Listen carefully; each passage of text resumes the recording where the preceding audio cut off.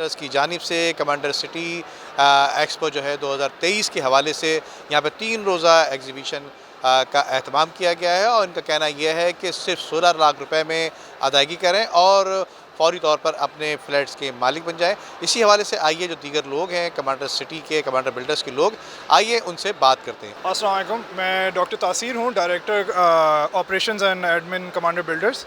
तो आज जो आप हमारे साथ ज्वाइन कर रहे हैं, ये कमांडर बिल्डर के एक एक्सपो से ज्वाइन कर रहे हैं, सिटी प्रॉपर्टी एक्सपो 2023। इसका मकसद ये होता है कि हम अपना थोड़ा सा एक लोगों को फेमिलियराइज़ भी करा लें और जो हम एक दो नई ऑफ़र्स लेके आते हैं उनके बारे में भी लोगों को आगाह कर लें और उनको एक स्पेशल दे दें मौका कि वो परचेज़ कर सकें। जैसे अभी आप हमारे सामने खड़े में कमांडर कमर्शियल पीछे शो हो रहा है, इसकी ये प्री लॉन्च है। इसमें हम 500 दुकानें जो हैं वो हाफ़ प्राइस पे इस वक्त दे रहे हैं। 20 लाख उनकी स्टार्टिंग प्राइस है और उससे ऊपर जाती है। और उसके अलावा ये है कि इधर हम शोकेस कर रहे हैं हमारे जो यंग बिल्डर्स हैं।